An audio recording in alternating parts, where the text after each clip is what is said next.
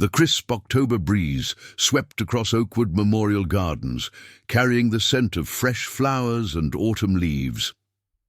Alexander Mitchell, one of America's most formidable tech titans, stood frozen at the edge of the cemetery path, his breath caught in his throat. Before him, 4 identical young girls with copper-red hair arranged flowers at his mother's grave, the same startling emerald eyes, the same determined chin. His chin. "We know you're watching us," one of them said, without turning around. "We've been waiting for you to finally show up. Before we jump back in, tell us where you're tuning in from. And if this story touches you, make sure you're subscribed, because tomorrow I've saved something extra special for you." Alexander Mitchell pulled the collar of his charcoal cashmere, coat higher against the autumn chill, his Italian leather shoes crunching over fallen leaves as he made his way through Oakwood Memorial Gardens. The 10th anniversary of his mother's death always left him feeling hollow, regardless of the empire he'd built in her absence. At 42, Alexander had transformed a small software startup into Horizon Technologies, now valued at over $8 billion. Business journals called him ruthless, brilliant, and notoriously private. The few who truly knew him understood that beneath his calculated exterior lay a wound that had never properly healed: the loss of Catherine Mitchell, the woman who had raised him alone and believed in his potential when no one else would. The polished granite headstone came into view, its simple elegance a testament to his mother's unassuming nature, despite the wealth Alexander had accumulated in the final years of her life. He approached with the bundle of stargazer lilies she had always loved, expecting the solitude that usually accompanied these visits. Instead, he stopped short. 4 small figures huddled around his mother's grave, arranging vibrant wildflowers in mismatched mason jars. 4 identical girls, perhaps 9 or 10 years old, with striking copper-red hair pulled back in practical ponytails, wearing faded jeans and jackets that had clearly been handed down more than once. Alexander stood transfixed, his analytical mind struggling to process what he was seeing. The girls worked with focused determination, speaking to each other in half-sentences that needed no completion, communicating through glances and subtle gestures, the secret language of multiples. "Those aren't the right flowers," one of them said to another, her voice carrying on the breeze. "Grandma Catherine liked stargazers best. That's what Mom always told us." Alexander felt his heart stutter. Grandma Catherine. Mom said she'd understand, another girl replied, adjusting one of the jars. "We can only sell what people buy, and these are what we had left. We need to make enough today," a third added quietly. "Mrs. Winters said the rent can't be late again." "We will," the fourth assured, her voice carrying a natural authority that reminded Alexander of his own. "We always figure it out."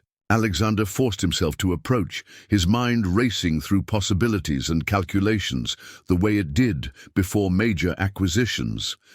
The girls didn't look up immediately, continuing their meticulous arrangement. "Hello there," he said, his voice gentler than the tone his executives would recognize. 4 identical faces turned toward him simultaneously, and Alexander felt as though he'd been physically struck. Their eyes, exactly the same rare shade of green as his own, as his mother's had been, widened with recognition. "You're him," the most outspoken of the 4 said, not a question, but a confirmation. "Alexander Mitchell," another added. "We have your picture." "Mum said you might come someday," the third continued, studying him with unsettling intensity. The 4th, who had been hanging back slightly, stepped forward. "We're selling flowers. Would you like to buy some for Grandma Catherine? We're saving." "Up." Alexander knelt down, placing his expensive coat on the damp ground without hesitation. "I'd like that very much. But first, could you tell me your names?" The girls exchanged glances, having one of those silent conversations that only those who shared a womb could truly understand. "I'm Emily," said the apparent leader. "I'm Abigail," followed the analytical one. I'm Madison, added the quieter sister. And I'm Olivia, finished the practical one, who had offered him flowers. Miller, they added in unison. We're the Miller quadruplets. Miller. The name hit Alexander like a physical blow. Rebecca Miller. Brilliant, fierce, compassionate Becca, who had worked alongside him in the earliest days of Horizon, whose innovative coding had been instrumental to their first breakthrough product. Becca, who had disappeared without explanation 11 years ago, just as they were on the verge of their first major success. How old are you? Alexander asked, although he already knew the answer. We'll be 10 next month, Emily answered. November 15th. The timing aligned perfectly. Becca had vanished in early February, which would have put her at around 8 weeks. Pregnant, but quadruplets, and why hadn't she told him? Where is your mother? He asked carefully. The girl's expression shifted in unison, a cloud passing over their identical features. Mom's in the hospital, Madison said softly. She's been sick. Cancer, Abigail elaborated, her young voice clinical despite the weight of the word. Stage 4. She can't work anymore. That's why we're selling flowers, Olivia explained pragmatically. We grow them ourselves in our apartment. The landlord lets us use the roof.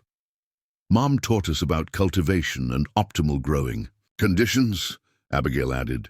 It's a surprisingly efficient micro-business model. Alexander's mind reeled. Rebecca was sick, dying by the sound of it, and these 4 extraordinary children who carried his eyes, his mother's eyes, were selling flowers to pay rent. Mrs. Winters from Social Services says we might get split up if Mom doesn't. Emily trailed off, unable to complete the sentence. You look exactly like Mom said, Madison observed, changing the subject. She kept your picture in her special box. With important things, why did you never look for us? Olivia asked directly, her gaze unflinching. The question struck Alexander to his core. I didn't know about you, he said truthfully. I would have moved mountains if I had. The girls exchanged another of their silent communications. Mom said, You were going to change the world, Abigail stated, that you had important things to do. More important than us? Emily challenged, a flash of that same intensity he'd recognized in himself. Before Alexander could answer, an older woman in a practical coat approached, concern etched on her weathered face. Girls, you know you're supposed to stay where I can. See you? She called out. When she noticed Alexander, her expression turned wary. I'm sorry if they've bothered you, sir. They haven't bothered me at all, Alexander said firmly, rising to his feet. In fact, we were having a very important conversation. Mrs. Winters, this is Alexander Mitchell, Emily explained. Mom's Alexander. The social worker's eyes widened in recognition, looking between the tech CEO and the 4 girls with newfound understanding. I see, she said carefully. Perhaps we should all talk. Alexander nodded, his decision already made. I think that's an excellent idea. Is there somewhere comfortable we could go? I believe we have a great deal to discuss. As they walked toward the cemetery gates, Olivia slipped her small hand into Alexander's much larger one with surprising naturalness. We put flowers on Grandma Catherine's grave every week, she told him. Mom says it's important to remember where you come from, even when the path forward isn't clear. Alexander looked down at this child, his child, and felt something shift fundamentally in the core of his being. The Mitchell determination that had built an empire was recalibrating, finding a new and more vital purpose. Your mother, he said quietly, is a very wise woman. In that moment, as autumn leaves swirled around them and the weight of lost years pressed upon his shoulders, Alexander Mitchell, the man Forbes had once called the most calculating mind in tech, made the least calculated decision of his life. Whatever it took, however long it required, he would make this right. The path forward had never been more clear. Preparing and narrating this story took us a lot of time, so if you are enjoying it, subscribe to our channel. It means a lot to us. Now back to the story.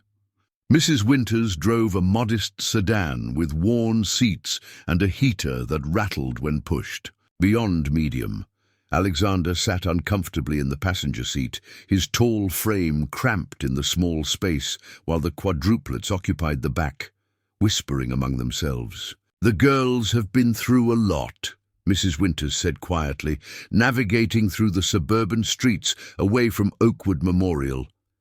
"Rebecca's illness progressed quickly over the past 6 months. She's been so determined to keep them together."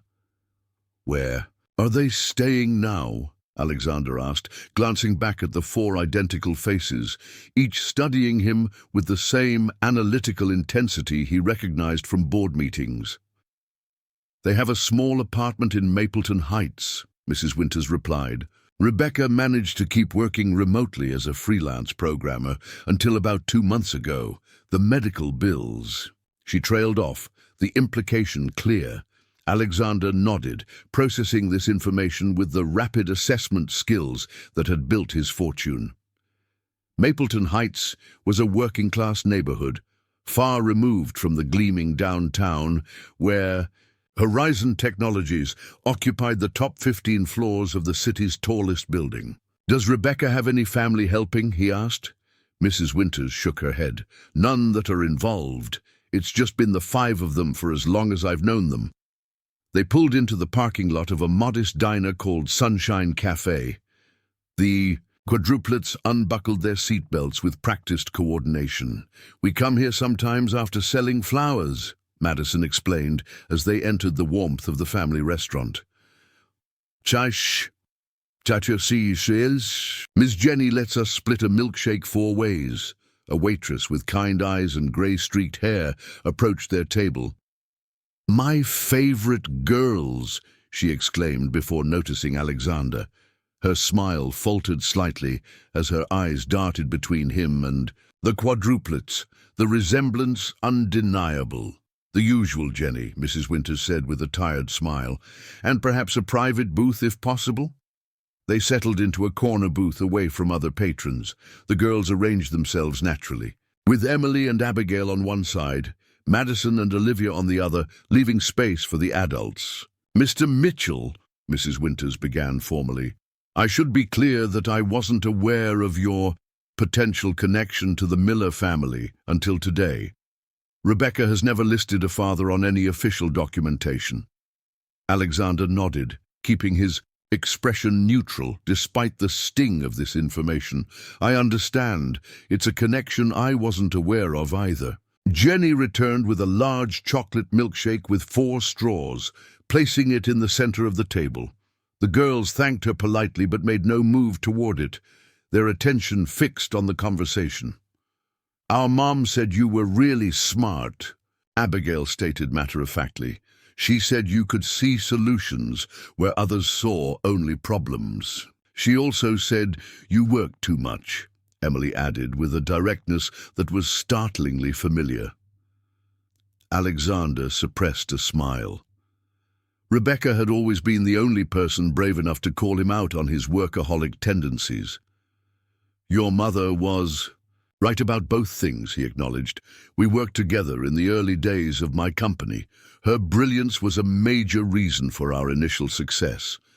"That was before you got famous," Olivia observed. "Yes," Alexander agreed.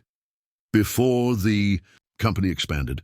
"Mom has all your magazine covers," Madison said quietly, "in her special box under her bed." Mrs. Winters cleared her throat. "Girls, perhaps you could enjoy your milkshake while I speak with Mr. Mitchell for a moment?" The quadruplets exchanged glances, but complied, leaning in to sip from their respective straws, though Alexander noticed they were still listening intently. "Rebecca is at Mercy General," Mrs. Winters said in a lower voice. "Pancreatic cancer, diagnosed late. The prognosis is, She glanced at the girls, then back to Alexander with meaning in her eyes. "Not encouraging." "I'd like to see her," Alexander said immediately. That's ultimately her decision, Mrs. Winters replied carefully. My concern is for the girls. Rebecca has no substantial savings, no family to take them, and while I've been working to keep them together in the system if necessary, the reality of placing quadruplets in the same foster home is challenging, Alexander finished for her, but not relevant because that won't be happening. A small sound of relief came from Madison, confirming his suspicion that all four were hanging on every word, despite their apparent focus on the milkshake. Mr. Mitchell, Mrs. Winters said cautiously, while I appreciate your sudden interest, there are legal procedures, home studies, background checks, all of which I will comply with fully, Alexander interrupted, his voice taking on the quiet authority that had cowed boardrooms of seasoned executives. But I think we should speak with Rebecca first, don't you? Mrs. Winters studied him for a long moment, weighing his sincerity. The girls have visitation at the hospital this evening. You could accompany us, if Rebecca agrees. Alexander turned to the quadruplets, who had abandoned all pretense of not listening. Would that be acceptable to you? Four identical expressions considered him with unsettling synchronicity. Yes, Emily answered for all of them. Mum would want to see you. She talks about you sometimes, Abigail added, when she thinks we're asleep. Alexander felt something squeeze in his chest at this revelation. Then I'll come with you. But first, Olivia said pragmatically, we need to finish our flour sales. We still need $43 more for this week's groceries. Alexander blinked, momentarily, thrown by this statement. The amount they were concerned about collecting was less than what he spent on coffee in a typical day. I believe I can help with that, he said carefully, cognizant of pride even in one so young. I'd like to buy all your remaining flowers to bring to your mother this evening. The quadruplets conferred silently through glances. That would be acceptable, Emily concluded, but we don't take charity. It's not charity, Alexander assured them. It's business. I suspect your flowers are worth far more than you're charging for them. Mrs. Winters observed this exchange with measured approval. The girls have an impressive work ethic. Rebecca has raised them to be very independent.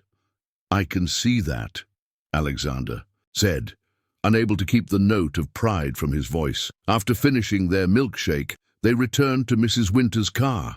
Alexander insisted on following in his own vehicle, a sleek, silver luxury sedan that caused all four girls to stare appreciatively. That's a Tesla Model S Plaid, Abigail identified immediately. 0 to 60 in under 2 seconds, tri-motor all-wheel drive, carbon-sleeved rotors. Alexander couldn't hide his surprise. You know cars. Abby knows everything with engines or circuits, Emily explained proudly. Madison knows plants and medicine, Olivia knows business and numbers, and I know people. We each have our specialties, Madison added. Mom says it's how we divide and conquer the world. They led him to a small apartment complex, 5 stories tall, with weathered brick and narrow windows. The girls moved with practiced efficiency, retrieving buckets of flowers from a storage closet near the building's back entrance. Alexander purchased every remaining stem, handing Olivia several crisp bills that made her eyes widen slightly before she regained her composure. I'll meet you at Mercy General at 6, Mrs. Winters confirmed before departing. Remember, this depends on Rebecca's consent. Left alone with his newfound daughters, Alexander experienced a rare moment of uncertainty. These extraordinary children were simultaneously familiar and unknown to him, carrying his features, his mother's eyes, yet shaped by a decade of experiences he hadn't shared. Would you like to see our apartment? Madison offered, sensing his hesitation. The 5th floor. Walk-up was small but impeccably organized, with creative solutions for limited space. A folding table served as both dining area and homework station, Two sets of bunk beds occupied the single bedroom, decorated with hand-painted constellations on the ceiling.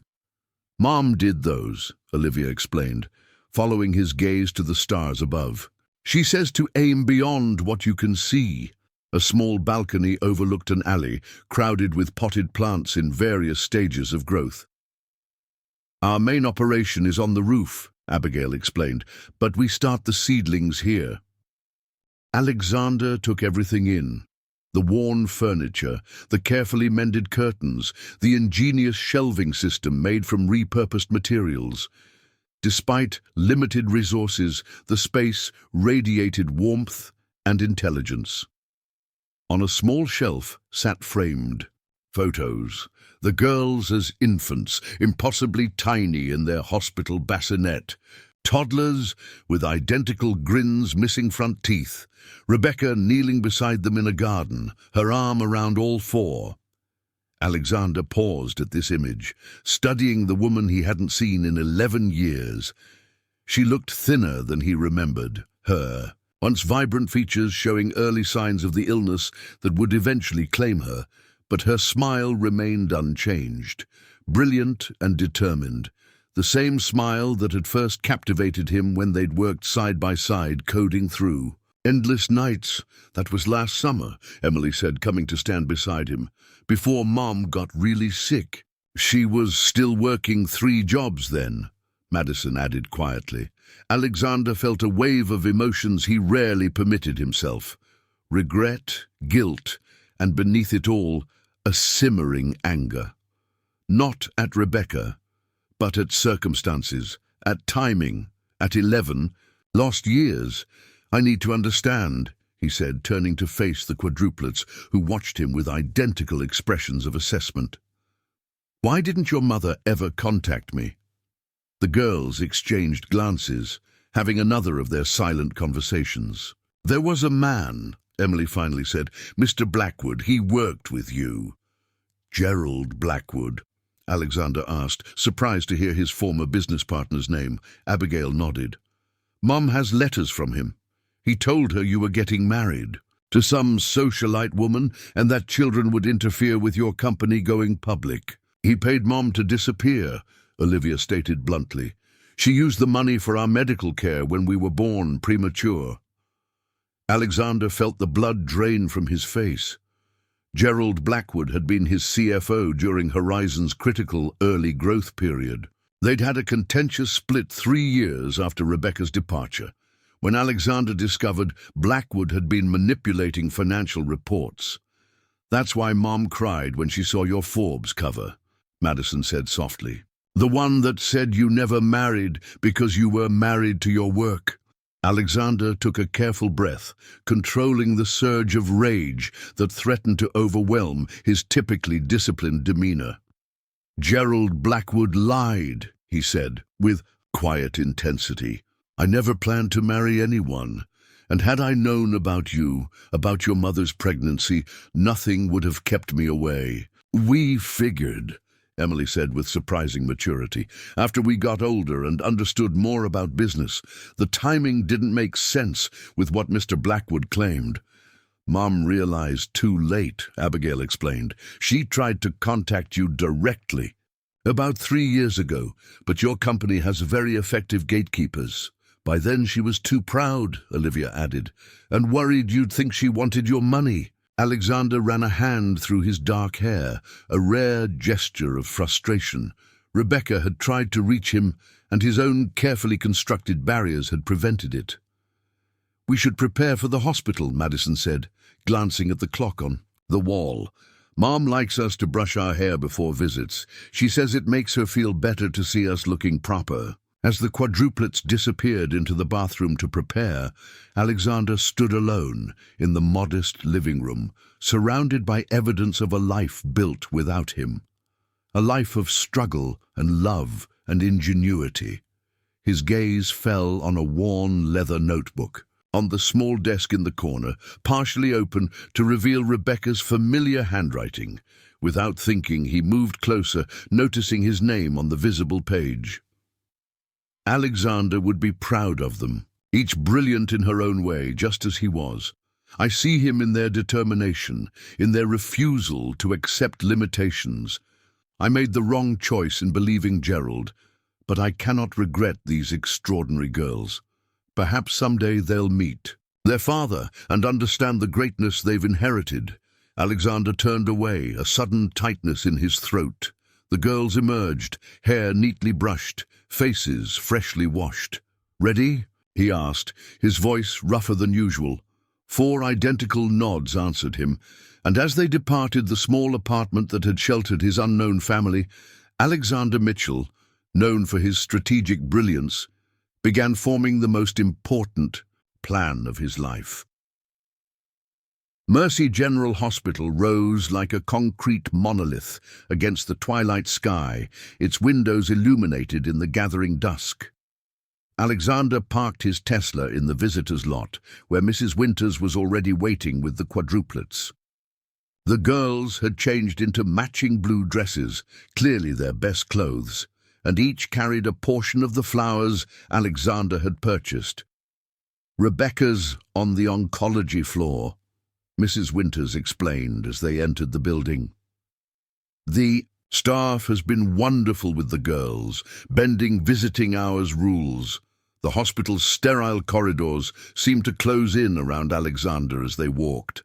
Hospitals had always unsettled him, places of vulnerability and variables beyond control. 2 things the tech CEO avoided meticulously in every other aspect of his life. "Mom might be sleeping," Madison warned him. "The medications make her tired.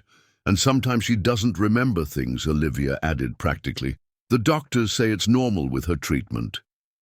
They reached the oncology department where a nurse with kind eyes greeted the quadruplets by name. "Your mom's been asking about you girls all day," she said with a smile before noticing Alexander. Her expression shifted to one of surprise as she looked between him and the children.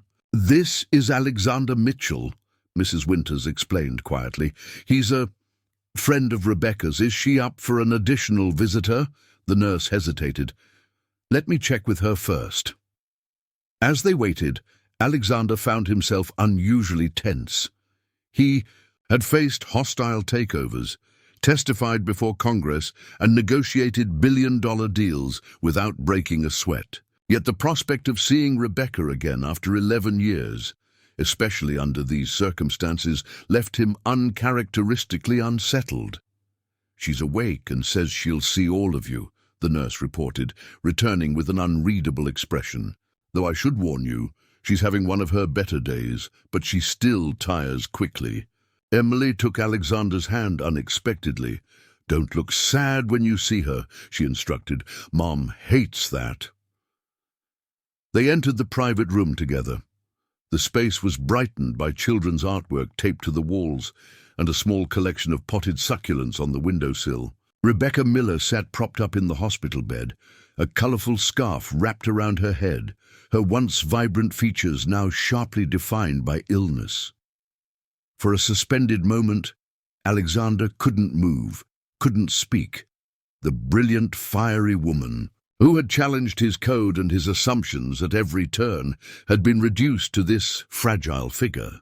Yet when she looked up, her eyes, the same remarkable green she had passed to their daughters, remained unchanged.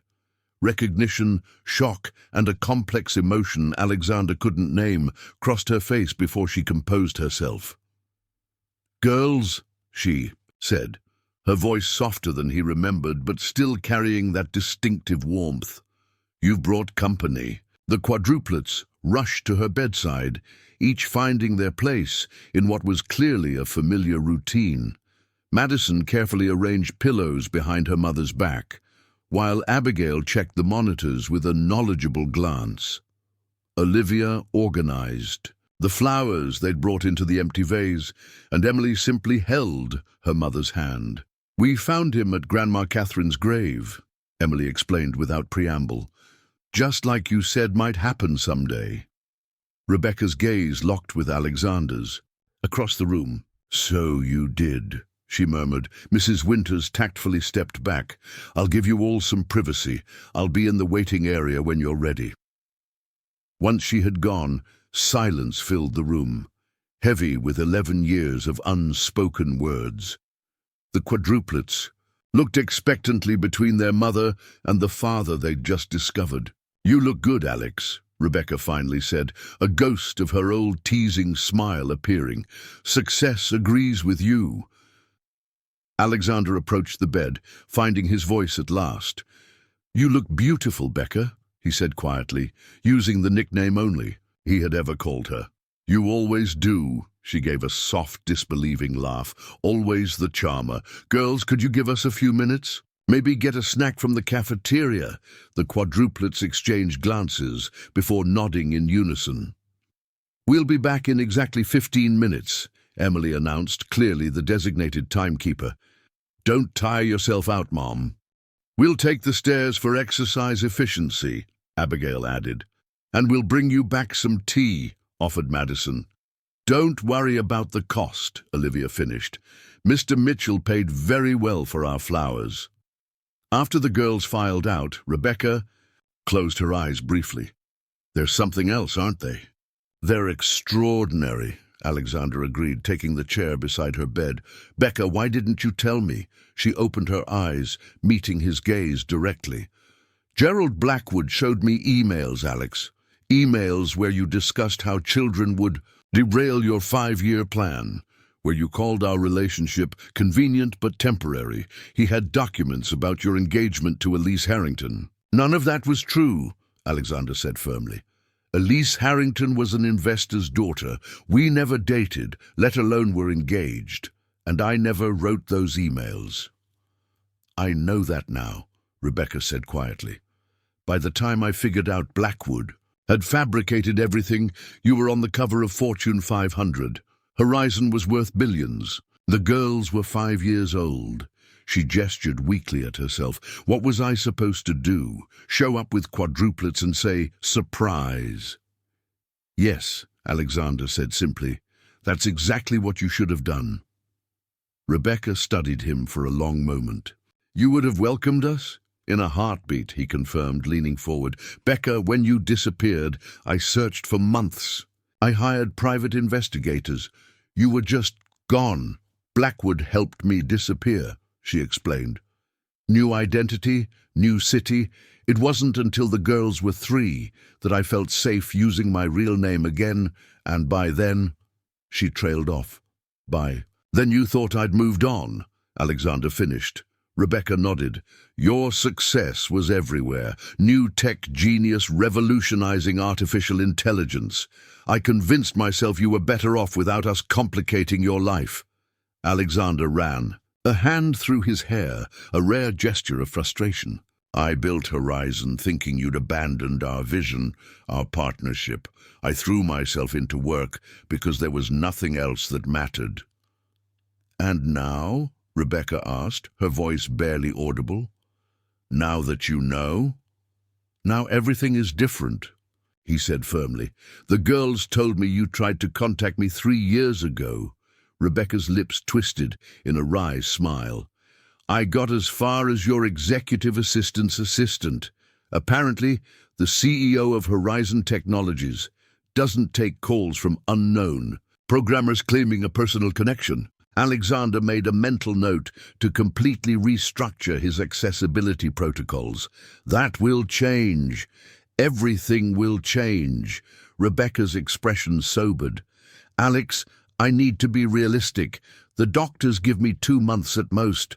I didn't put your name on their birth certificates. I have no family able to take them. Mrs. Winters has been trying, but keeping quadruplets together in the system is nearly impossible." "They're my daughters," Alexander said with quiet intensity. "They'll never enter the system." Something like hope flickered in Rebecca's eyes before she tamped it down. "You can't just decide to become a parent overnight, Alex. Your life, your work is meaningless compared to this," he interrupted. "I've missed 10 years, Becca. I won't miss another day." Tears welled in her eyes. "They need stability. They need someone who understands them, their unique bond with each other."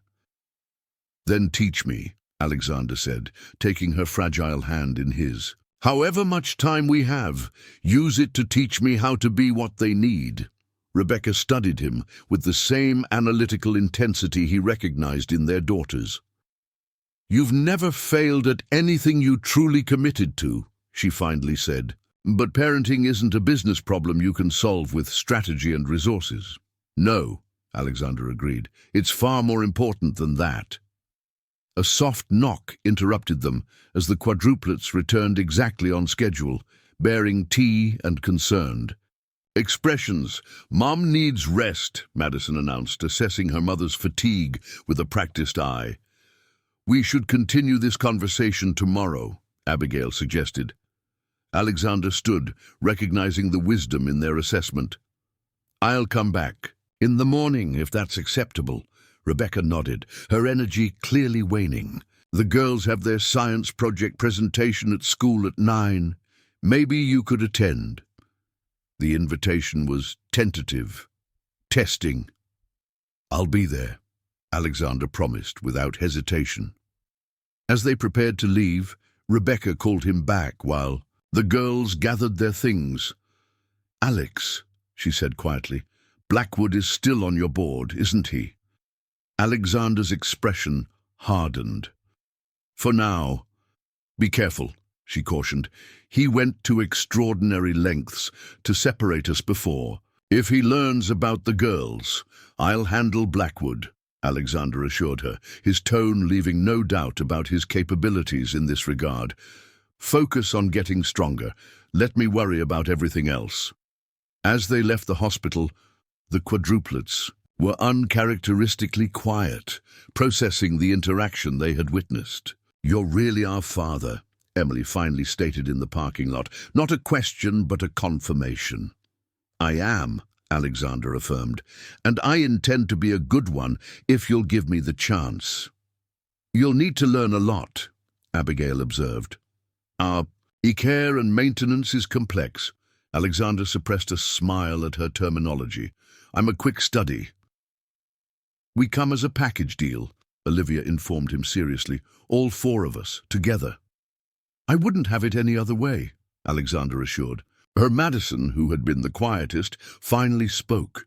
"Can you really help, Mom?" The question cut through Alexander's newfound confidence. For all his resources, there were some problems that couldn't be solved with money or power. "I can make sure she has the very best care available," he said honestly. "And I can promise that I'll look after you exactly as she would want me to." Mrs. Winters approached, having given them space for this crucial conversation. "I should get the girls home. They have school tomorrow." "I'll drive them," Alexander offered. "And I'd like to discuss temporary guardianship arrangements while we sort out more permanent solutions." The social worker nodded, a weight seemingly lifting from her shoulders. "I'll prepare the paperwork." As they walked to his car, Emily slipped her hand into Alexander's with surprising naturalness, the others following suit until he found himself connected to all 4 girls.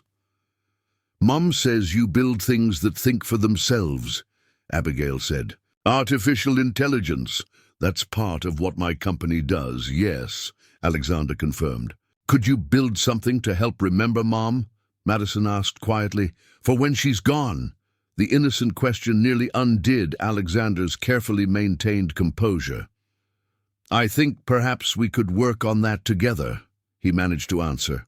"Your mother deserves to be remembered perfectly." Under the hospital parking lot lights, the 5 figures, 1 tall, 4 small, all connected, cast a single shadow on the pavement. An incomplete family newly discovered, facing an uncertain future together. Alexander Mitchell arrived at Mapleton Elementary School 20 minutes before the quadruplets science presentation was scheduled to begin. He'd spent most of the night making calls to his legal team, medical specialists, and trusted executives. Sleep had been an afterthought, replaced by an urgency he hadn't felt since Horizon's earliest days. The school was a modest brick building with colorful murals decorating its exterior. Inside, the hallways buzzed with the controlled chaos of elementary education. Artwork displayed on walls, the scent of school cafeteria food already wafting through the corridors. "May I help you?" asked the woman at the front desk. Her eyes, widening slightly as she recognized him. "I'm here for the fifth-grade science presentation," Alexander explained. "The Miller quadruplets are participating." "Oh!" the woman exclaimed. "You must be the uncle they mentioned was coming?" The question in her voice was evident. "I'm their father," Alexander corrected, the words still new on his tongue but feeling increasingly natural. The secretary couldn't quite hide her surprise. "I see. Well, Miss Thompson's class is in the multi-purpose room, down the hall and to the left." As Alexander walked through the school, he noticed curious glances from teachers and staff. Clearly, his sudden appearance in the quadruplets' life was causing ripples in their small community. The multi-purpose room was arranged with chairs facing a makeshift stage where student projects were displayed. He spotted the girls immediately, huddled together making last-minute adjustments to what appeared to be an elaborate ecosystem model. Each wore identical navy skirts and white blouses, evidently school uniforms, but had added different colored headbands to distinguish themselves. Emily, wearing red, noticed him first. She nudged her sisters, and 4 identical faces turned in his direction with varying expressions. Emily's confident smile, Abigail's analytical assessment, Madison's quiet relief, and Olivia's practical nod of approval. Alexander took a seat in the back row as other parents began to arrive. A young teacher approached the quadruplets, glancing in his direction with undisguised curiosity before focusing on the girls. "You're sure your mom can't make it?" Alexander heard her ask gently. "She's having treatment today," Madison explained, "but our father came instead." The teacher's eyebrows rose as she looked again toward Alexander. The girls beckoned him forward with synchronized waves. "Ms. Thompson, this is our father, Alexander Mitchell," Emily introduced, with a formality that seemed both amusing and poignant coming from a child. "It's nice to meet you, Mr. Mitchell," Ms. Thompson said, clearly trying to reconcile this new information. "The girls have prepared an impressive project on sustainable micro-ecosystems. They've been quite secretive about it." "We wanted it to be a surprise," Abigail explained. "For both Mom and Dad," Olivia added, casting a significant glance at Alexander. The presentation began shortly after, with various student groups explaining their science projects. When the quadruplets' turn came, they moved to the stage with synchronized precision that drew murmurs from the audience. "Our project explores scalable micro-ecosystems as solutions for urban food deserts," Emily began confidently. What followed was a presentation that would have impressed graduate students, let alone fifth graders. Each girl handled a different aspect. Emily explained their hypothesis and social impact. Abigail detailed the technical specifications. Madison demonstrated the plant biology components. And Olivia presented a cost-benefit analysis complete with charts. Their model showcased a miniature vertical farm with working irrigation, solar-powered grow lights, and 4 distinct climate zones, all constructed from recycled materials. "This system could be implemented on unused urban rooftops," Madison explained, pointing to scaled diagrams. "With an estimated yield of 200 pounds of produce per square metre annually," Abigail added, "at a cost of just $3.42 per pound." Olivia continued, "making it 22% more affordable than current market prices. And accessible to communities with limited grocery options," Emily concluded. The audience sat in stunned silence before breaking into enthusiastic applause. Ms. Thompson appeared both impressed and slightly overwhelmed. "Remarkable work, girls," she managed. "Any questions from the audience?" A hand went up. "How did you calculate the energy efficiency?" Abigail stepped forward eagerly. "We developed a formula based on lumens to growth ratios and photosynthetic optimization." She proceeded to explain mathematical concepts that Alexander knew weren't typically covered until high school. After the presentation, parents and teachers gathered around the quadruplets display, examining it with clear amazement. Alexander stood back, watching his daughters field questions with confidence and clarity. Pride swelled in his chest, an unfamiliar but powerful emotion. "They're quite extraordinary," said a voice beside him. He turned to find Miss Thompson. "I've been teaching for 12 years, Mr. Mitchell, and I've never encountered minds like theirs." "Their mother is brilliant," Alexander said. "A genuine innovator." Miss Thompson nodded. "The girls mention her constantly. They're very devoted." She hesitated. "If you don't mind my asking, they've never mentioned—" "I only recently learned about them," Alexander explained quietly. "Their mother and I were separated before she knew she was pregnant." Understanding dawned in the teacher's eyes. "That explains a lot. They've been even more determined than usual these past few months, with their mother's illness. This project seemed particularly important to them." The classroom gradually emptied as students and parents departed. The quadruplets remained by their display, clearly waiting for Alexander. "What did you think?" Emily asked as he approached, a hint of vulnerability beneath her usual confidence. "I think it's the most impressive science project I've ever seen," Alexander answered honestly. "And I judge university engineering competitions." 4 identical expressions brightened at his praise. "We got the idea from Mum's rooftop garden," Madison explained. "But we improved the hydration efficiency by 43%, Abigail added with unmistakable pride. "And developed a scalable business model," Olivia finished. Miss Thompson approached with evaluation forms. "Perfect scores across the board, girls. The judges were particularly impressed with your real-world application potential." After gathering their materials, the quadruplets led Alexander toward the exit. In the hallway, they encountered a woman in a business suit who brightened at the sight of the girls. "There are my favorite students. I heard your presentation was outstanding." "Principal Lawson," Emily acknowledged. "This is our father, Alexander Mitchell." The principal's professional smile faltered momentarily. I see. It's a pleasure to meet you, Mr. Mitchell. Your daughters are the pride of our school." "I'm just beginning to understand how remarkable they are," Alexander replied. Principal Lawson's expression became more serious. "Perhaps we could speak privately for a moment. Girls, would you mind waiting by my office?" Once the quadruplets were out of earshot, her demeanor shifted. "Mr. Mitchell, I hope you understand that our primary concern is the girls' well-being. They've been through a tremendous amount with their mother's illness." "I share that concern completely," Alexander assured her. "Ms. Miller has been extraordinarily dedicated to their education despite difficult circumstances," Principal Lawson continued. "She's kept us informed about her condition and her concerns regarding their future." "I'm working to address those concerns," Alexander said. "Effective immediately." The principal studied him carefully. "The girls are remarkably self-sufficient, but they're still children who need stability and support."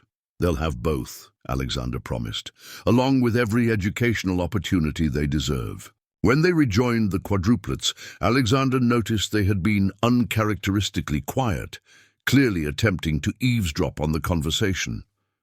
"Ready to see your mother?" he asked. 4 heads nodded in unison.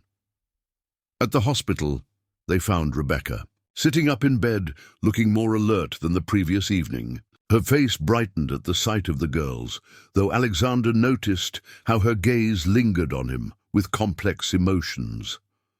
"We got perfect scores," Olivia announced immediately. "And Mr. Townsend from the Science Committee wants us to present at the state competition," Abigail added. Rebecca smiled, though fatigue shadowed her features. "I knew you would amaze everyone." The girls took turns describing their presentation in detail, while Rebecca listened with evident pride. Alexander remained slightly back, observing the deep connection between mother and daughters. A doctor entered, pausing briefly at the sight of the crowded room. "Ms. Miller, we have your latest results. Perhaps we could discuss them privately?" Rebecca shook her head. "Anything you have to say can be said in front of my family." Her eyes met Alexander's as she included him in this designation. The doctor nodded. The new treatment protocol isn't producing the response we'd hoped for. The tumors continue to progress, and your liver function tests are concerning. Madison reached for her mother's hand, while the other girls grew still, their expressions somber beyond their years. "What options remain?" Rebecca asked calmly. "There's an experimental treatment at Johns Hopkins," the doctor began hesitantly. "But it's still in clinical trials, and insurance wouldn't cover—" "I'll make arrangements immediately," Alexander interrupted, stepping forward. "Whatever specialists, whatever treatment is needed." The doctor looked between them in confusion. "I'm sorry, you are—" "Alexander Mitchell," he introduced himself, "the girl's father." Recognition dawned in the doctor's eyes. "The Alexander Mitchell of Horizon Technologies." "The same," Alexander confirmed. "And I want the details of this Johns Hopkins trial, along with any other experimental treatments showing promise for advanced pancreatic cancer." "Of course," the doctor said, visibly recalibrating his approach. "I'll have everything compiled, though I should caution that even experimental options at this stage are—" "Let us worry about the odds," Alexander interrupted again, his tone making clear that pessimism wasn't welcome. After the doctor departed, Rebecca gave Alexander a measured look. "You can't solve everything with money and influence, Alex." "I can certainly try," he replied, his expression unyielding, "especially when it matters most." Something passed between them, acknowledgement of his determination and her pragmatism, qualities they had once balanced in each other. The quadruplets observed this exchange with identical calculating expressions. "Dad's right," Emily stated firmly, the first time she had called him Dad directly. "We shouldn't give up." "It's not about giving up," Rebecca said gently. "It's about being realistic." "Realism without hope is just surrender," Alexander countered, the phrase one they had often repeated in Horizon's earliest days, when faced with seemingly insurmountable technical challenges. A smile ghosted across Rebecca's pale features. "You haven't changed. Neither have you," he responded, still the voice of reason to my obstinance. The moment was interrupted when Mrs. Winters arrived carrying legal documents. "I've expedited the temporary guardianship papers," she explained. "Given the circumstances, the judge was willing to process them immediately." Alexander signed where indicated while Rebecca watched, relief and sadness mingling in her expression. When completed, the documents officially granted Alexander temporary legal guardianship of the quadruplets while maintaining Rebecca's parental rights. "There's something else we need to discuss," Rebecca said once Mrs. Winters had left. "Girls, could you get me some fresh water, please?" The quadruplets departed reluctantly, clearly aware they were being sent away for an adult conversation. Once alone, Rebecca's composed facade cracked slightly. "Alex, regardless of what happens with these treatments, you need to understand what you're taking on. 4 10-year-old girls is not a part-time commitment. I'm fully aware of that," Alexander replied. "Are you?" Rebecca challenged. "Your company, your responsibilities can be delegated," he interrupted. "The girls cannot." Rebecca studied him intently. "And what about Gerald Blackwood? If he separated us once, Blackwood won't be a problem much longer," Alexander assured. His expression hardening. "I've spent the night reviewing old financial records with new questions in mind.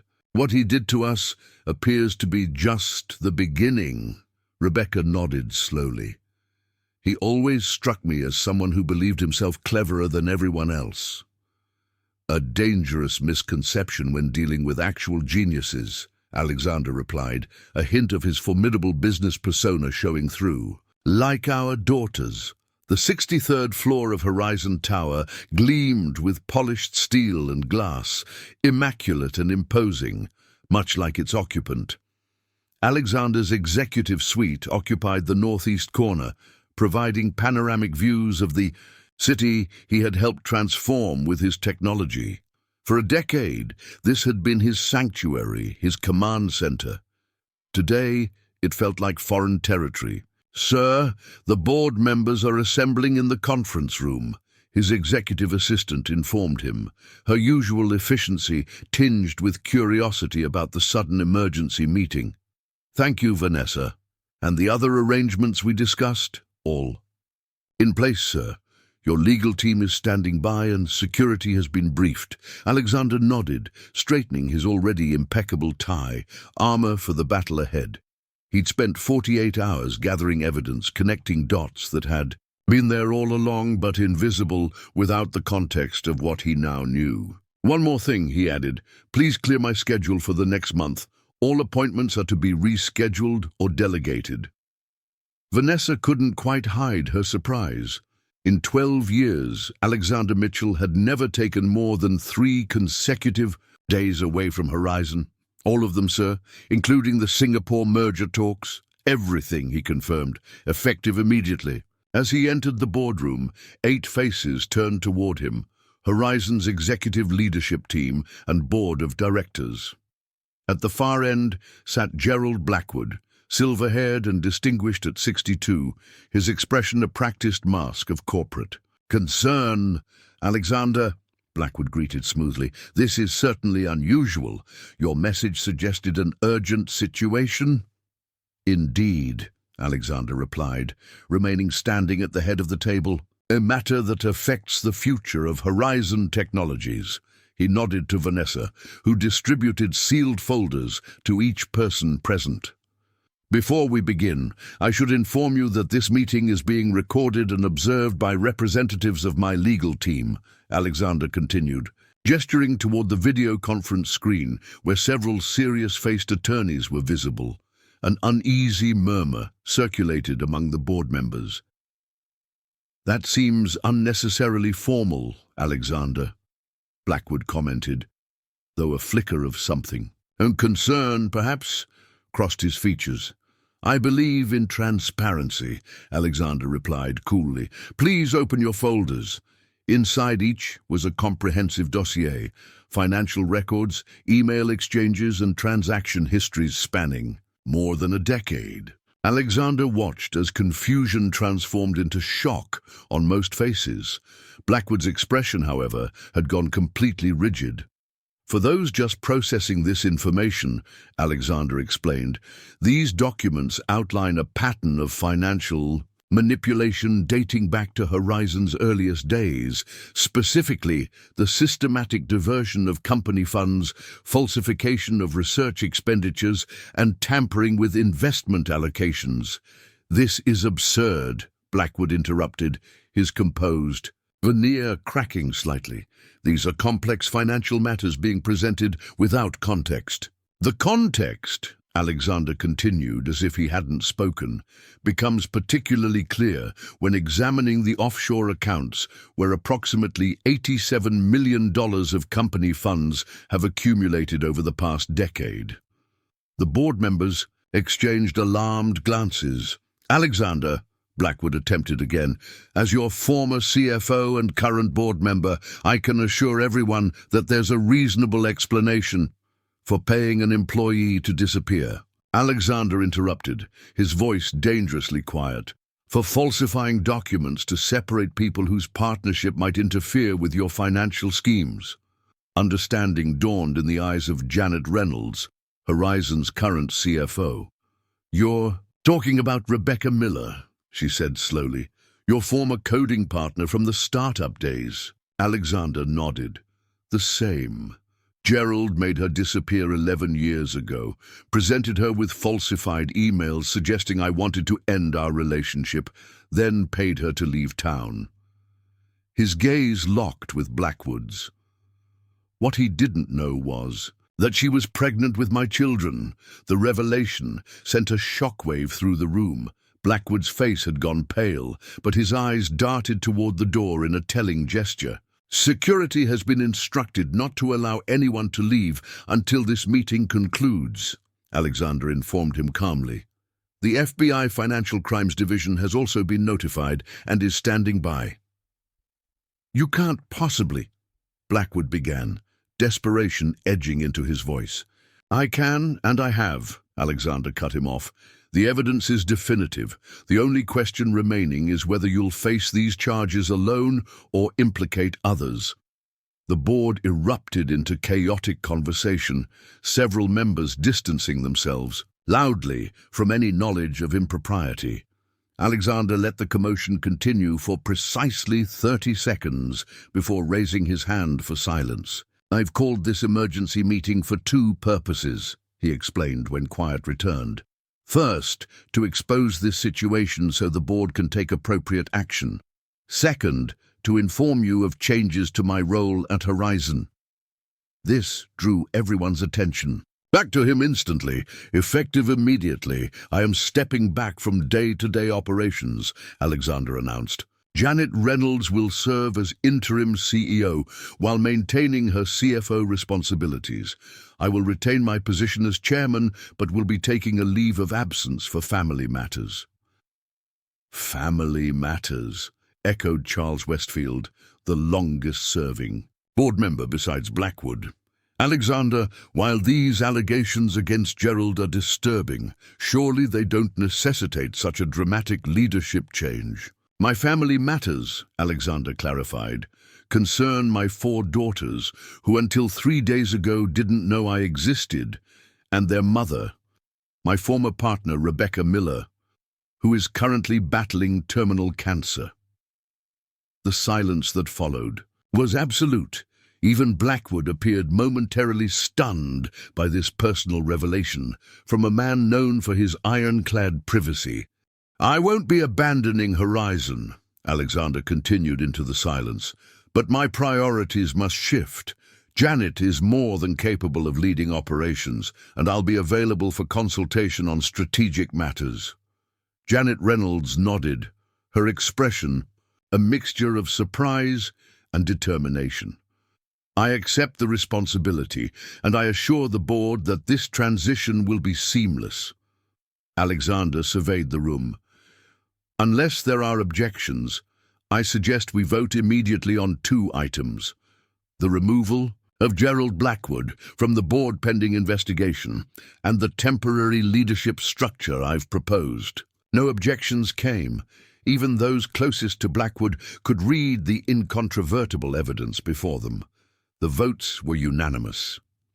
As security escorted Blackwood from the building, Alexander lingered in his office, gazing out at the city skyline. For a decade, his view had been from this height, detached, elevated, overseeing but not experiencing the world below. Now, life had pulled him back to ground level, to the messy, vital reality he'd been missing. His phone vibrated with a message from the hospital. Girls are asking for you. Rebecca's had a difficult morning.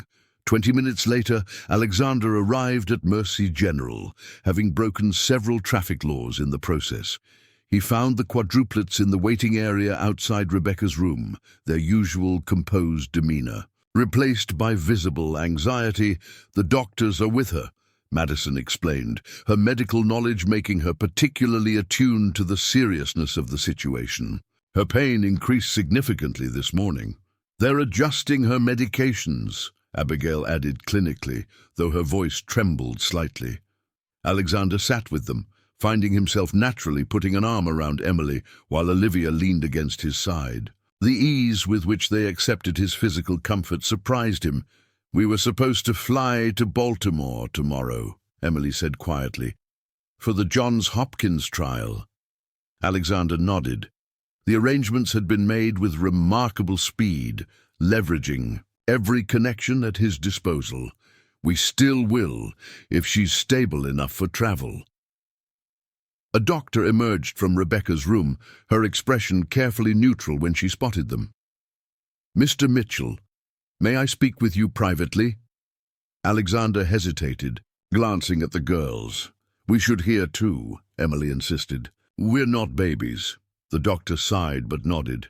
Ms. Miller's condition has deteriorated more rapidly than anticipated.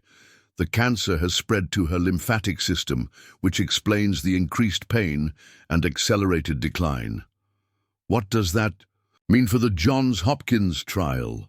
Alexander asked, feeling the quadruplets tense around him. "I've consulted with the research team," the doctor replied gently. "Given her current state, she no longer meets the eligibility criteria. The trial requires participants who can withstand the aggressive treatment protocol." Alexander's jaw tightened. "There must be alternatives." "There are palliative options to manage her pain and comfort," the doctor explained. "But at this stage, I must be honest about the prognosis. We're talking weeks rather than months." The clinical assessment hung in the air, sterile and devastating. Alexander felt Emily's small hand slip into his, squeezing with surprising strength. "Can we see her?" Madison asked, her voice small but steady. The doctor nodded. "She's asked him for you. We've administered pain medication so she's more comfortable now, but she may be drowsy." Inside the room, Rebecca lay with her eyes closed, her breathing shallow but even. The aggressive disease had ravaged her once vibrant form, leaving a physical shell that barely contained the brilliant mind within. Yet when she sensed their presence and opened her eyes, Alexander recognized the same indomitable spirit that had challenged and inspired him years ago. "My girls," she murmured, summoning a smile, "all 5 of you." The quadruplets arranged themselves around her bed with practiced care, each finding their place in what was clearly a familiar formation. Alexander stood slightly apart, struck by the tableau they created, this family that had existed without him, bound by love and resilience. "The doctor told you?" Rebecca asked, her gaze finding his. Alexander nodded, moving closer. "We'll find. Another trial, another treatment." Rebecca's smile turned sad. "Always the optimist. It's what I loved about you." The past tense wasn't lost on him. "Mom, please don't give up," Olivia pleaded, her practical nature momentarily abandoned. "I'm not giving up, sweetheart," Rebecca assured her. "I'm being realistic. There's a difference." Her gaze returned to Alexander. "We need to talk about arrangements. The girls will be with me," Alexander finished firmly. "Always. We've already started the legal process." Relief softened Rebecca's features. "I need to know they'll be cared for, understood, that you'll recognize what makes each of them unique." "I will," he promised, "every day for the rest of my life."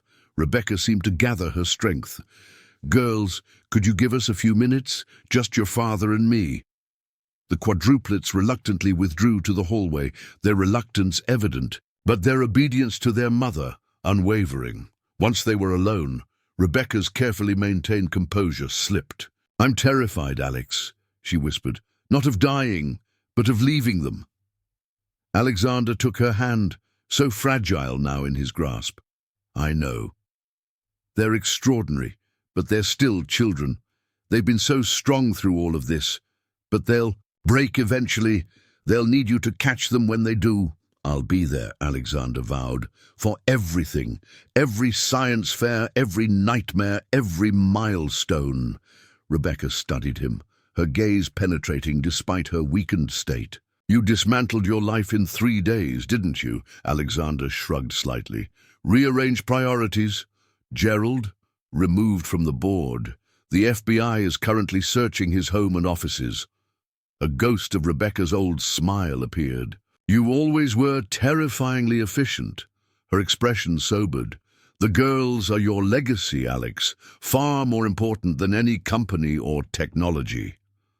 "I know that now," he acknowledged, the truth of it settling deep within him. Rebecca's eyes drifted closed, the medication pulling her toward sleep.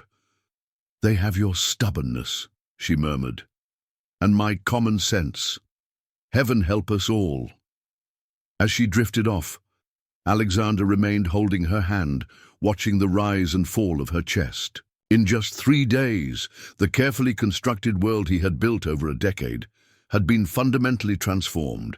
Priorities shifted, perspectives altered, his very understanding of purpose rewritten. Outside in the hallway, 4 identical girls waited, their extraordinary minds processing grief, hope, and change in ways he was only beginning to understand. His daughters, his responsibility, his family. The penthouse apartment in Westview Towers had always seemed appropriately scaled to Alexander. Spacious without being ostentatious, the ultimate urban sanctuary 68 floors above the bustle of the city.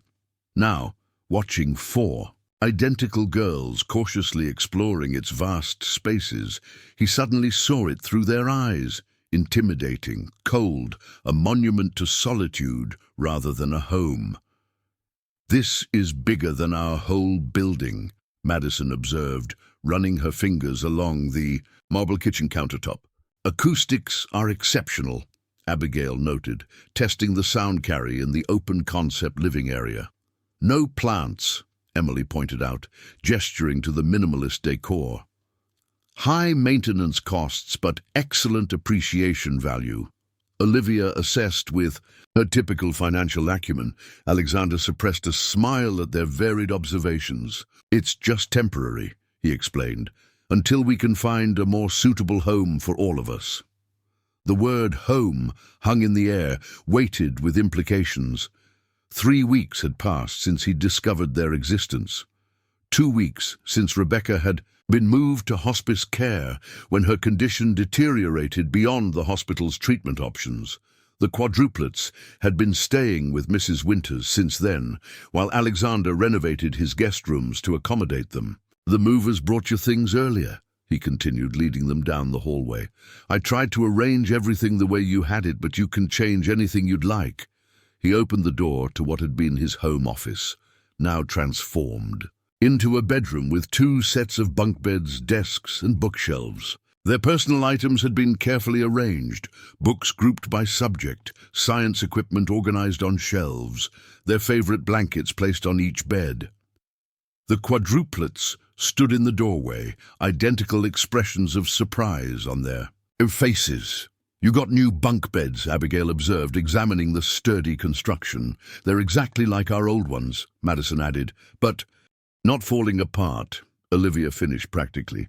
"And you color-coded the desks," Emily noted, spotting the subtle differences that matched their preferred colors. Alexander had spent hours on these details, consulting with Mrs. Winters about their habits and preferences. "I wanted it to feel familiar," he explained. "But if anything isn't right..." His words were cut short when Madison unexpectedly wrapped her arms around his waist. The other 3 watched for a moment before joining in, creating a group embrace that Alexander hadn't anticipated.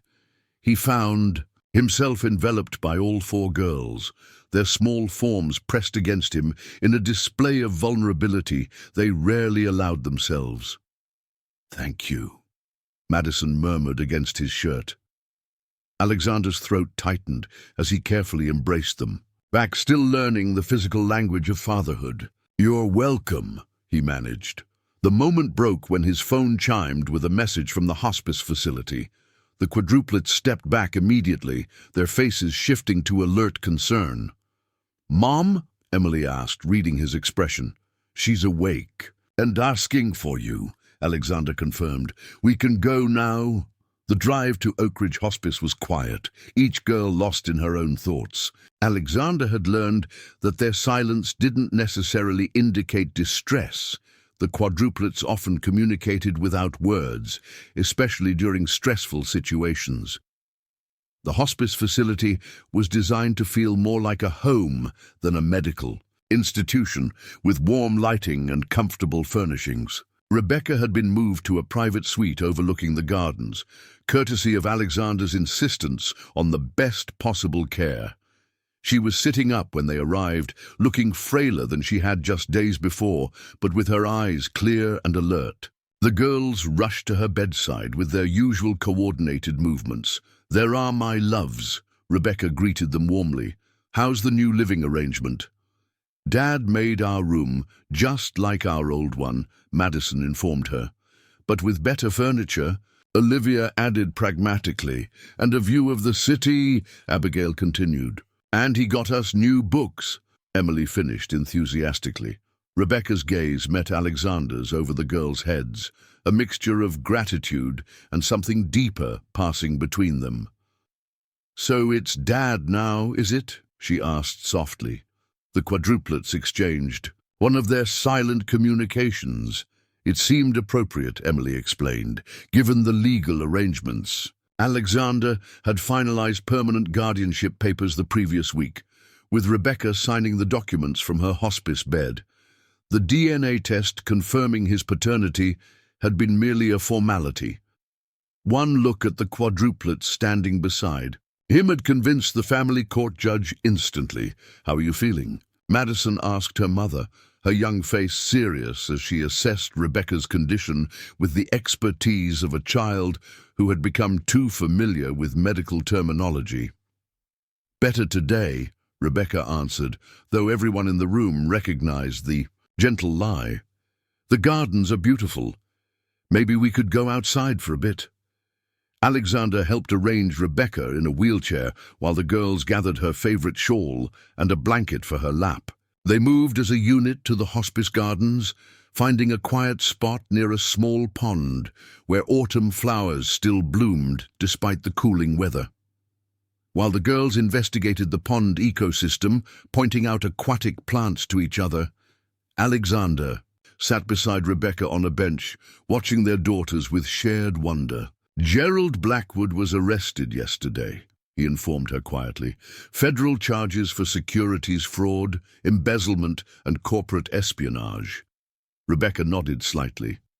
"Justice, finally."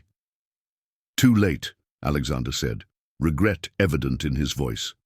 "No," Rebecca countered, her gaze fixed on the quadruplets. "Not too late for what matters most." She turned to face him. "I've been thinking about what happens after." Alexander knew she wasn't referring to Blackwood's legal proceedings. "The girls will be well cared for. I promise you that." "I know they will," Rebecca agreed. "But there's more." She reached for a small journal in her wheelchair's side pocket. "This contains everything I've learned about them, their habits, their quirks, their needs that they might not express directly." Alexander accepted the journal, recognizing its importance. "I'll study it thoroughly." "Emily leads, but she needs a validation when she's uncertain," Rebecca continued, as if the information was too vital to remain confined to written pages. "Abigail gets overwhelmed by too much sensory input. She needs quiet time to process. Madison internalizes everyone's emotions. She's the group's emotional barometer. And Olivia uses practicality to mask her fears," Alexander finished gently. "I've begun to notice their patterns." Rebecca smiled, though it was tinged with sadness. "They communicate in fragments because they often know what the others are thinking. Don't finish their thoughts for them. Let them complete their own unique communication system." "I won't interfere with their bond," Alexander promised. Rebecca's gaze drifted back to the quadruplets, who were now carefully collecting fallen leaves, likely for some impromptu scientific categorization. They'll struggle differently with grief. Emily will try to be strong for everyone. Abigail will seek understanding through research. Madison will feel everyone's pain as her own, and Olivia will become intensely practical. "I'll give them space to process in their own ways," Alexander assured her. Rebecca's hand found his, her fingers now cold and fragile. "I never thought we'd be here," she admitted, "co-parenting in these circumstances." "I wish things had been different," Alexander said, "that Blackwood hadn't interfered, that we'd had these years together." "With 4 babies at once?" Rebecca laughed softly. "You might have run screaming back to your algorithms." "Never," Alexander objected, but he smiled at her teasing. It was so uniquely Rebecca, finding humor even in the darkest moments. A comfortable silence fell between them as they watched their daughters, now engaged in what appeared to be a serious debate about leaf taxonomy. The sun broke through the clouds, casting warm light across the garden. "I've been thinking about your company," Rebecca said suddenly. "The direction of your AI research." Alexander raised an eyebrow, surprised by the shift in topic. "What about it? The girls showed me the latest Horizon quarterly report," she explained. "Your neural network architecture is impressive, but it's missing something vital." Even now, facing the end of her life, Rebecca's brilliant mind continued to work, to innovate. Alexander leaned closer, intrigued despite himself. "What's it missing?" "Emotional intelligence," she said simply. "You've created systems that think, but not ones that understand." Alexander considered this. "The empathy component has always been the most challenging aspect, because you approach it as a coding problem rather than a human one," Rebecca pointed out. "The girls could help you see it differently. They understand the complex interplay of logic and emotion in ways few adults ever master." "You think I should involve them in my work?" Alexander asked, surprised. "I think they could revolutionize it," Rebecca replied. "And it would give them a connection to both their parents. My approach to computing with your resources." Before Alexander could respond, the quadruplets returned, arms full of categorized leaves and excited explanations about their impromptu biodiversity study. The conversation shifted to their discoveries, but Rebecca's suggestion lingered in Alexander's mind. Later that evening, after returning to the penthouse and settling the girls for dinner, Alexander found himself observing them with new eyes. They moved around the kitchen with precise coordination, setting the table without needing to discuss who would handle which task, anticipating each other's movements with unconscious grace. "Mrs. Winters said we should start a routine," Emily informed him as she placed napkins beside each plate. "Stability through predictable patterns," Abigail elaborated, arranging silverware with mathematical precision. "Mom always had Tuesday taco night," Madison added, a hint of wistfulness in her voice. "And Saturday breakfast for dinner," Olivia continued. "Cost-effective meal planning," Alexander nodded, making mental notes. "We can continue those traditions," he assured them, "and perhaps start some new ones too." During dinner, takeout from a restaurant the girls had never experienced before, Alexander brought up the subject Rebecca had raised. "Your mother mentioned you've been reading about Horizon's AI research," he said casually. 4 identical expressions of interest focused on him immediately. "The neural network architecture is fascinating," Abigail responded eagerly, "but the effective computing module seems underdeveloped." "We discussed potential improvements," Emily added. "Mum said your systems think but don't feel," Madison explained. "Which limits practical applications and market potential," Olivia concluded. Alexander suppressed a smile at how precisely their assessment mirrored Rebecca's. "Would you be interested in visiting the Horizon Labs sometime, perhaps providing some input?" The quadruplets exchanged their silent communication before Emily answered for all of them. "We would find that acceptable," she stated formally, though the excitement in her eyes belied her composed tone. "But only after Mom—" She trailed off, unable to complete the sentence. "After Mom isn't in pain anymore," Madison finished softly. The reality of what lay ahead settled over the table, momentarily subduing their enthusiasm. Alexander realized then that in their extraordinary minds, logic and emotion weren't separate systems, but intricately connected aspects of how they processed the world, exactly what Rebecca had identified as missing from his AI architecture. "Your mother is very proud of you," he said gently. "As am I." 4 identical pairs of eyes, his mother's eyes, his eyes, looked back at him, filled with complexity beyond their years. "We know," they answered in unison. The autumn wind whispered through the trees of Oakwood Memorial Gardens, scattering golden leaves across the freshly turned earth. Alexander Mitchell stood with his shoulders squared against the November chill. 4 identical girls in matching navy coats arranged before him like sentinels at the polished granite headstone. Rebecca Miller, 1982-2025. Brilliant mind, devoted. Mother, uncompromising spirit. 6 months had passed since that fateful day when Alexander had first encountered the quadruplets at his mother's grave, a chance meeting that had irreversibly altered the trajectory of his life. 2 months since Rebecca had peacefully slipped away, the girls holding her hands while Alexander kept vigil nearby. She would have appreciated the symmetry, Emily said quietly, breaking the contemplative silence.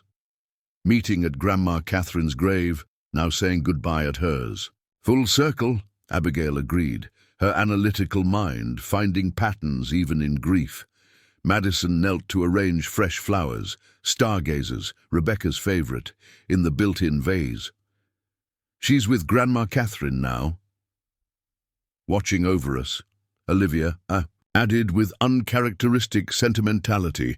Alexander placed a gentle hand on Madison's shoulder as she rejoined them. In the months since becoming their father, he'd learned the unique language of each girl's grief. Emily's determined strength, Abigail's quest for scientific understanding of death, Madison's quiet tears when she thought no one was watching, and Olivia's practical focus on efficient memory preservation. "Ready?" he asked softly. 4 identical nods answered him. They had developed a Saturday ritual of visiting Rebecca's grave in the morning before spending the afternoon at Horizon's research facility, a balance of remembrance and future that seemed to comfort all of them. As they walked back toward the car, Emily slipped her hand into Alexander's, a gesture that had become natural over time. "Mr. Blackwood's trial starts Monday," she commented. Alexander nodded, still amazed at how the quadruplets tracked every development in the legal proceedings against the man who had separated their parents. "It does. The financial evidence is overwhelming," Abigail noted. "Statistical probability of acquittal is less than 2.3%. "Will you testify?" Madison asked, her sensitive nature concerned about the emotional impact. "If necessary," Alexander confirmed, but the prosecutor believes the financial records speak for themselves. "His assets should be liquidated and distributed to affected parties," Olivia stated, with her characteristic focus on justice through financial restitution. Alexander suppressed a smile at their remarkable understanding of complex adult matters. "The court will determine appropriate penalties." At the cemetery gates, they passed an older couple placing flowers at a nearby grave. The woman did a double take, staring at the quadruplets before her gaze shifted to Alexander. "Extraordinary family resemblance," she commented with a friendly smile. "They have their father's eyes," Alexander responded without hesitation, a simple truth that still filled him with quiet wonder. Back in the car, a practical SUV that had replaced his sports car, the conversation shifted to their afternoon plans at Horizon. "Dr. Reynolds scheduled the neural network test for 2 p.m., Abigail reported excitedly. "With our emotional intelligence modifications," Emily added with pride. "Initial simulations showed 43% improvement in adaptive response patterns," Madison continued, "which could increase market applications by an estimated 27%, Olivia concluded, always tracking the business implications. The Horizon Technologies research campus sprawled across 50 acres of meticulously landscaped grounds at the edge of the city. Unlike the downtown headquarters with its imposing glass tower, the research facility had been designed to foster creativity with open spaces, natural light, and collaborative environments. As their car approached the security gate, the quadruplets' excitement became palpable. What had begun as a casual suggestion from Rebecca had evolved into a revolutionary project. the Mitchell Protocol for Emotional Intelligence in Artificial Systems, developed through the extraordinary synthesis of Alexander's technical expertise and the quadruplets' unique perspective on empathetic cognition. Dr. Janet Reynolds, now firmly established as Horizon's CEO, greeted them in the main atrium. "Perfect timing," she said with a warm smile for the girls. "The team is assembling in Lab 3. The research team had initially been skeptical about incorporating input from 4 10-year-old girls, regardless of their genetic connection to the company's founder. That skepticism had evaporated during their first collaborative session, when Abigail had identified a critical flaw in the neural response algorithm that had stymied adult researchers for months. Now, the quadruplets were welcomed as valued contributors, their extraordinary minds bringing fresh perspectives to problems that had confounded traditional approaches. "We've implemented the parallel processing structure you suggested," the lead programmer told Madison as they entered the lab. "The system's emotional recognition capabilities have improved dramatically." The afternoon unfolded in a productive blur of coding, testing, and refinement. Alexander observed with quiet pride as his daughters moved confidently among PhD researchers, contributing insights that bridged the gap between logical processing and emotional understanding. The very synthesis Rebecca had envisioned. As the final sequence initiated, the lab fell silent, all eyes on the primary display where the AI system processed a complex scenario involving conflicting human emotional cues. "It's identifying the underlying emotional patterns," Abigail narrated excitedly, "and prioritizing based on empathetic response metrics," Emily added. "Just like human intuition," Madison breathed. "With quantifiable reliability," Olivia concluded. The results appeared on screen. A success beyond what anyone had anticipated. The research team erupted in applause, while the quadruplets exchanged their silent communication of shared triumph. Dr. Reynolds approached Alexander, her expression impressed. "The Mitchell Protocol will revolutionize artificial intelligence," she said quietly. "Rebecca would be incredibly proud." Alexander nodded, emotion tightening his throat. She knew they could bridge the gap between logic and empathy. She always understood people better than I did. Later that evening, back at their new home, a spacious house with a garden for Madison's plants, a dedicated lab for Abigail's experiments, a library for Emily's books, and a mini-business center for Olivia's entrepreneurial projects, Alexander found himself sitting on the back porch watching the sunset. The sound of synchronized footsteps announced the quadruplets' arrival before they arranged themselves around him with their usual coordinated precision. "We've been discussing something important," Emily began, her natural leadership role evident. "A logical progression of our current family structure," Abigail continued, "with beneficial emotional implications," Madison added softly, "and practical considerations," Olivia finished. Alexander had learned to let these introductions unfold without interruption, allowing them their unique communication rhythm. "I'm listening," he encouraged when they paused. The girls exchanged glances before Emily spoke again. "We think Mom would want us to be a complete family unit. Our research indicates children benefit from 2 parental figures," Abigail explained. "For emotional security and diversity of perspective," Madison elaborated, "and household operational efficiency," Olivia concluded. Alexander blinked, trying to follow their reasoning. "What exactly are you proposing?" 4 identical expressions turned to him with unnerving focus. "You should consider dating," Emily stated directly. "We've developed an algorithm to identify compatible candidates," Abigail added. "With appropriate emotional intelligence quotients," Madison continued, "and complementary skill sets to optimize our family functionality," Olivia finished. Alexander stared at them, momentarily speechless. In the 6 months since discovering he was a father, he'd been entirely focused on his daughters and honoring Rebecca's memory. The thought of dating hadn't crossed his mind.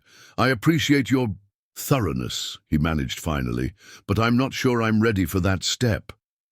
The quadruplets exchanged another silent communication. "Mom told us you might say that," Emily revealed. "She specifically instructed us to wait 6 months before introducing the concept," Abigail explained. "She said you'd need time to adjust to being a father before considering other relationships," Madison added. "But that eventually you shouldn't be alone," Olivia concluded. Alexander felt a complex wave of emotions: surprise that Rebecca had anticipated this, amusement at the girl's methodical approach, and a bittersweet acknowledgement that life continued to unfold in unexpected ways. "Did your mother happen to provide any other instructions I should know about?" he asked, unable to suppress a smile.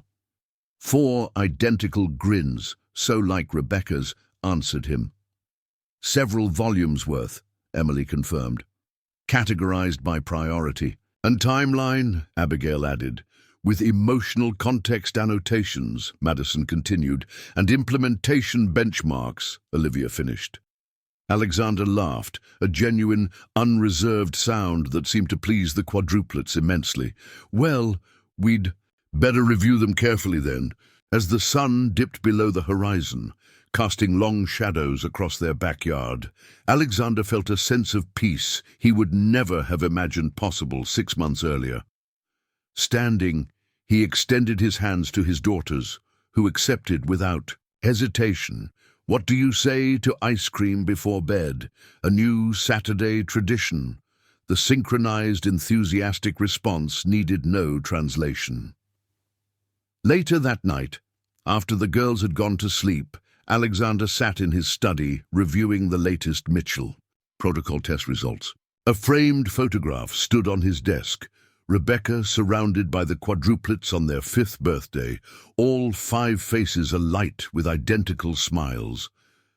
Beside it, he'd placed a newer picture, himself, with the girls at Horizon's research facility, taken the day their emotional intelligence module had first successfully operated. The family resemblance was undeniable, but it was more than physical features connecting them now. Alexander opened Rebecca's journal, which he still consulted regularly, and found a passage he'd read countless times. "If you're reading this, I'm gone, and you've found our daughters. Don't mourn what we lost, Alex. Celebrate what you found. They are the best of both of us, your brilliant mind and my stubborn heart.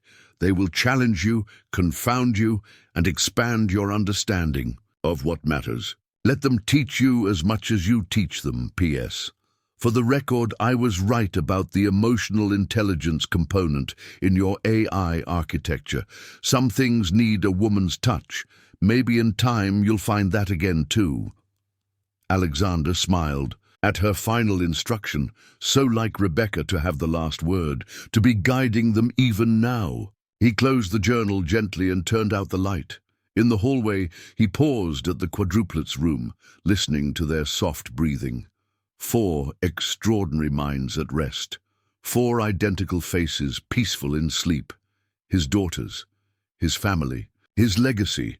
The path that had begun 6 months ago at his mother's grave had led him here, not to the solitary success he had once valued, but to a life rich with connection, purpose, and love.